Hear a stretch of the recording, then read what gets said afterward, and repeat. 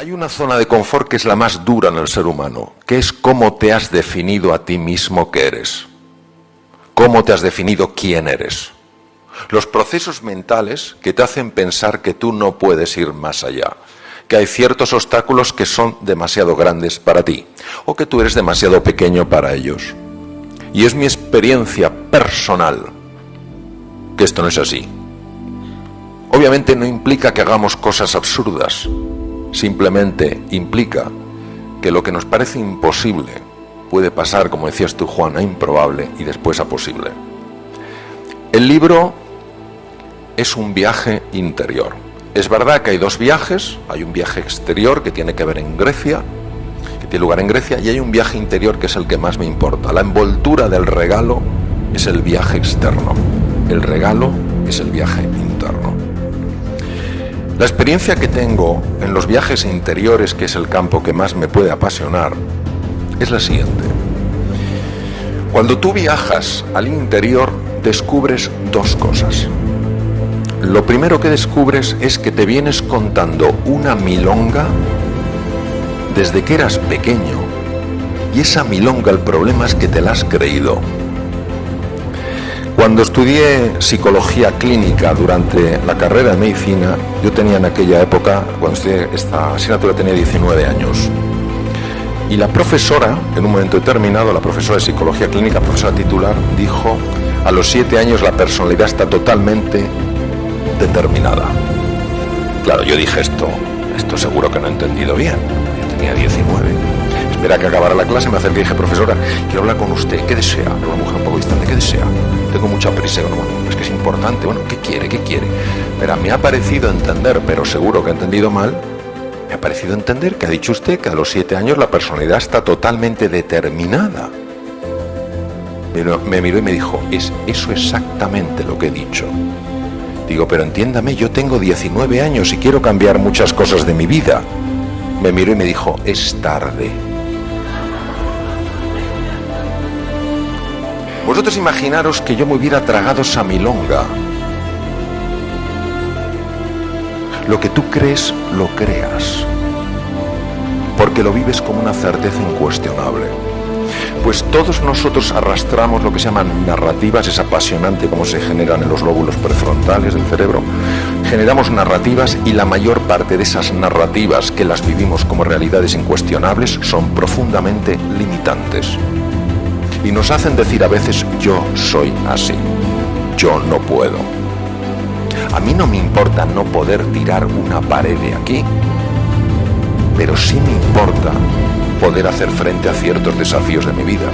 ¿Por qué tengo que sentirme bloqueado, incapaz, incompetente, inseguro, cuando dentro de mí tengo recursos para hacerle frente? ¿Por qué?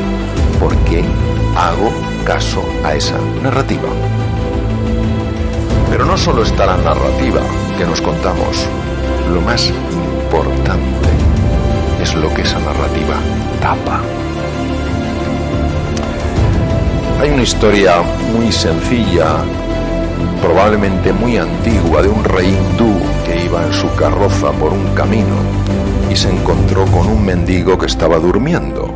Entonces el rey le dijo al cochero que parara, se bajó e introdujo en el bolsillo de aquel mendigo una esmeralda de extraordinario valor, pensando que el momento en el que se despertara, este hombre descubriría que acababa de pasar de la pobreza más absoluta a una riqueza incuestionable. El tiempo pasó y por casualidad el rey volvió a pasar con su carroza por el mismo camino y vio al mismo mendigo con más edad, más mayor, más avejentado, pero igual de pobre. Entonces el rey paró, le dijo al cochero que parara, se bajó de la carroza y empezó a decirle al mendigo: pero bueno, ¿qué haces aquí? El pobre hombre: pero yo, ¿qué haces aquí? ¿Cómo estás en la carretera? ¿Pero cómo estás con estas ropas? Dice: ¿pero qué le voy a hacer? Soy un hombre pobre. Dice: ¿y la esmeralda? Dice: ¿qué esmeralda? La que puse en tu bolsillo. Y entonces el hombre metió la mano en el bolsillo y sacó una esmeralda dijo, jamás se me ocurrió buscar aquí. Esto nos pasa exactamente a nosotros. Nos ponemos nuestras ropas de mendigo y decimos, no puedo, estoy destinado, la vida me ha condenado tal cual, y no se nos ocurre buscar en el interior y encontrar esa esmeralda.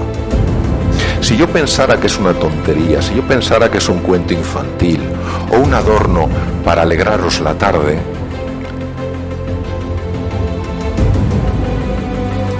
estaría haciendo muy mal diciéndoos esto.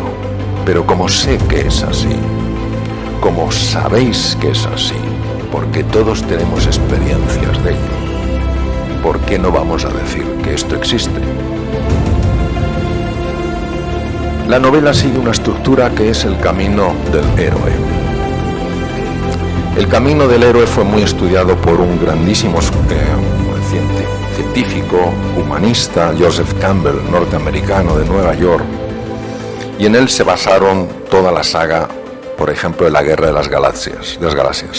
Cuando George Lucas invitó a Joseph Campbell a su casa, a su rancho, Joseph Campbell se quedó sorprendido porque era lo que llaman un scholar, una persona dedicada a la investigación, y le invitó a un pase privado de la Guerra de las Galaxias y le dijo, sabes que me he basado en tu investigación, y dijo, qué honor, ¿no? Joseph Campbell descubrió que en todas las tradiciones de Oriente y Occidente está registrado lo que se llama el viaje del héroe. ¿Qué es el viaje del héroe? Es ese viaje que te ayuda a trascender las ropas de mendigo y a encontrarte con la esmeralda. Es un viaje que te saca de tu zona de confort, de cómo te has definido, soy un mendigo. Te introduce en un mundo nuevo, jamás te has planteado que hubiera más de lo aparente y te permite encontrarte con tu riqueza interior. Por eso en el viaje del héroe, lo mismo que a los 4 protagonistas principales de la novela, les ocurre esto. Penetran en su interior siguiendo un viaje exterior y cuando han completado ese viaje, todo su ser se ha transformado. ¿Por qué he utilizado la mitología? Previo a Joseph Campbell, hubo un científico que os sonará a todos, fue discípulo de Freud, y fue la gran desilusión de Freud, no porque el hombre fuera desilusionante, sino porque no estaba dispuesto a considerar que el ser humano se pudiera comprender exclusivamente, sobre todo su patología mental, solo desde la sexualidad. Fue Carl Gustav Jung, él era suizo, Freud era austriaco, y Jung estudió mucho el impacto de la mitología en el inconsciente. Todos tenemos lo que se llama personajes dormidos. En las distintas dimensiones del ser humano aparecen cosas muy hermosas y cosas muy feas. Jung le llamó la sombra. Y es muy difícil verlos, es muy difícil reconocerlos. Y aunque hay personas que te dicen, oye, ¿no te has dado cuenta de esto? Y dices, ¿pero qué va? Eso no es así. Sí, lo está viendo todo el mundo, menos tú. Pues la gente está equivocada. La ventaja de la mitología es que te permite ver ante ti cosas que de otra manera no verías. Ves reflejadas en características de los dioses, de los monstruos, cosas que están sucediendo en tu vida y que no las podrás cambiar hasta que no las reconozcas. Reconocer quiere decir volver a conocer. Claro, yo no puedo cambiar cosas en mi vida si no las veo. Si yo soy una persona que los demás me ven como arrogante, pero yo no me veo así, y alguien me dice, Mario, eres muy arrogante, me va a sentar mal y lo voy a negar porque no lo veo. Pero si alguien me pone un espejo, no un dedo que me señala, y puedo ver la arrogancia en un personaje, inmediatamente va a resonar con la mía y digo, anda, si yo soy como este, en ese momento puedo cambiar. Esa es la razón por la que yo he utilizado la mitología. El ser humano, al menos en mi experiencia, solo tiene un oponente. Nunca es otro ser humano. Es su propio ego. El ego es ceguera. El ego ha causado más muertes y más violencia que todas las guerras juntas. De hecho, todas las guerras surgen en su esencia del ego. Yo tengo razón, tú estás equivocado y no te pienso escuchar. Los personajes mitológicos reflejan perfectamente los sutiles disfraces del ego. Y así podemos ver a Zeus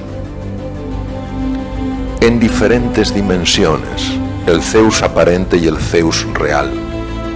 Podemos ver a su mujer Hera con sus distintas dimensiones, a Cigno, a Ares, a todos. Y todos nos ayudan a ver esas dimensiones nuestras, de tal manera que conociéndolas, si queremos, las podamos transformar.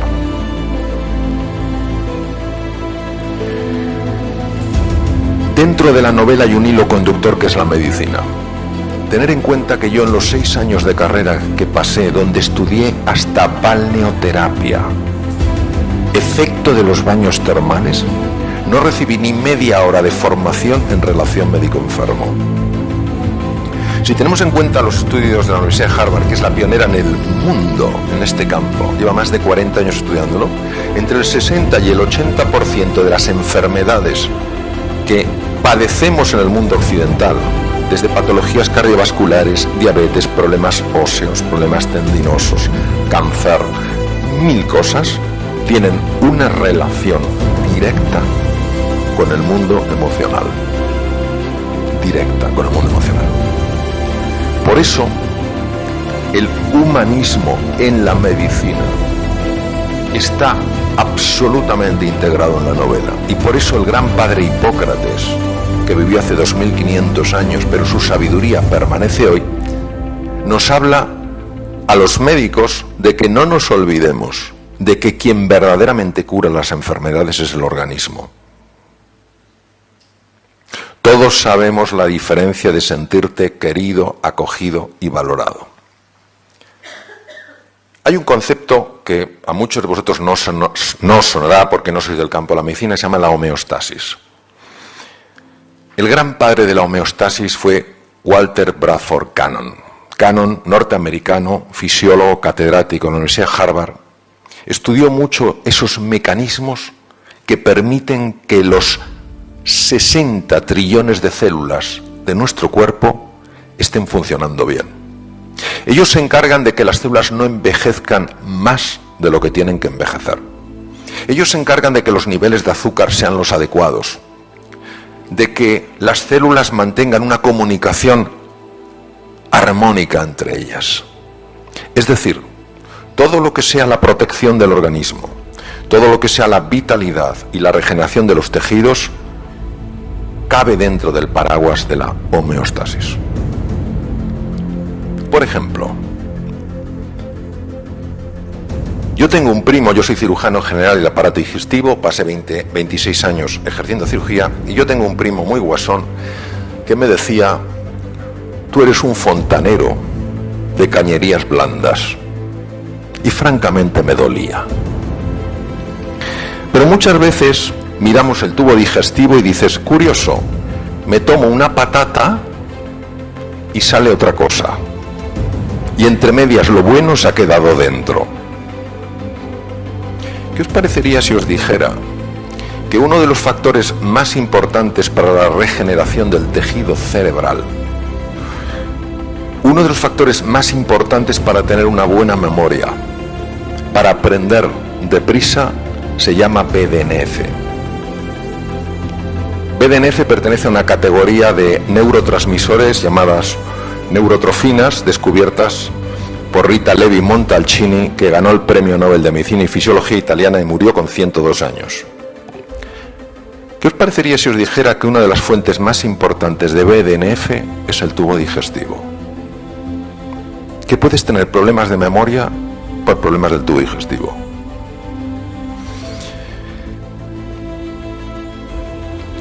¿Qué os parecería si os dijera que la hormona más importante para mantenerse tranquilo, sereno, feliz en la vida es la serotonina? Por eso el famoso Prozac, inhibidor de la recaptación de serotonina. ¿Qué os parecería si os dijera que el 90% de la serotonina la fabrica el tubo digestivo? ¿Todos sabéis lo que es la médula espinal? tiene 100 millones de neuronas. ¿Sabéis cuántas neuronas tiene el tubo digestivo? 500 millones. 5 veces más. Pues bien, cuando una persona se siente tensa, se siente asustada, se siente preocupada y vive así, el sistema de alarma del cuerpo genera daño en distintos lugares y uno de ellos es el tubo digestivo. Con lo cual baja el BDNF, baja la serotonina y baja el sistema inmune, porque el 80% de la función inmune, que nos protege frente a bacterias, virus y tumores, la controla el tubo digestivo. Es decir, esa homeostasis de la que nos habla con tanto acierto y belleza Walter Bradford Cannon es alterada cuando vivimos asustados, cuando vivimos desesperanzados, cuando nos sentimos incompetentes. Qué fascinante los últimos descubrimientos que demuestran que cuando nos sentimos queridos, valorados, acogidos, se produce una activación de lo que se llama el sistema vagal y el tubo digestivo mejora. Es decir, el ser humano, como dice uno de mis grandes maestros, el profesor Alfonso López Quintás, uno de los grandes de la filosofía y un ser humano ejemplar, el ser humano es un ser de encuentro. Y cuando tú te sientes acogido, valorado, querido, reconocido, los 60 trillones de células del organismo lo notan y mejoran. Es más, incluso aumentan la longitud del telómero, que es una cosa que está en los extremos de los cromosomas, que se puede medir y que tiene una relación con el tiempo de vida. Por tanto, para mí el concepto de medicina holística, es decir, no solo la medicina que me apasiona de la ciencia y la tecnología, sino la medicina que valora, respeta el impacto del cuerpo, me parecía absolutamente esencial. Y es verdad que además del cerebro con sus 100.000 millones de neuronas, 100.000 billones de conexiones, está el cerebro del corazón. El corazón tiene 40.000 neuronas. Diréis que pocas. Sí, pero el campo magnético que produce es 5.000 veces más potente que el del cerebro.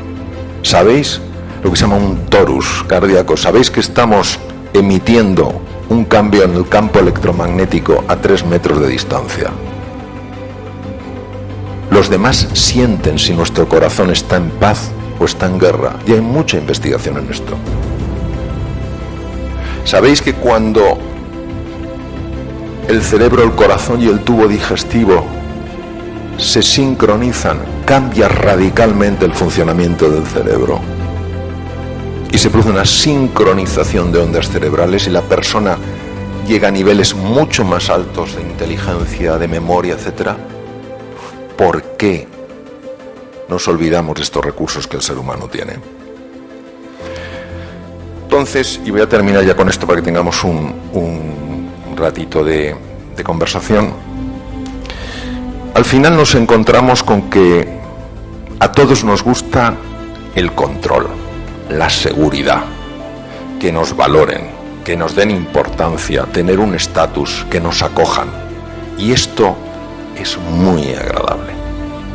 Que vayas a un restaurante, que te traten con afecto, que te reconozcan, oh, bienvenido, no sé qué, que vayas a un sitio, que te traten con cariño, es muy agradable. Pero cuando el control, la seguridad, el estatus y el pertenecer se convierten en nuestra obsesión, se transforman en una cárcel.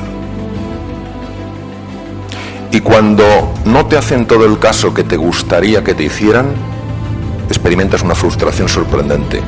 Cuando el mundo se mueve, una angustia insuperable. Cuando no te acogen como te gustaría que te acogieran, una sensación de soledad infranqueable. Y en un mundo como el actual, un mundo buca, volátil, incierto, ambiguo y complejo, ¿entendéis por qué los niveles de ansiedad no paran de subir y los de su prima hermana, la depresión? Lo que he pretendido, lo que he buscado, es ayudar a través de lo que escribo a que nos demos cuenta de que es normal que nos guste la seguridad, que es normal que nos guste el estatus, el reconocimiento, la valoración, que es normal que nos guste que nos acojan, pero que no nos podemos quedar ahí.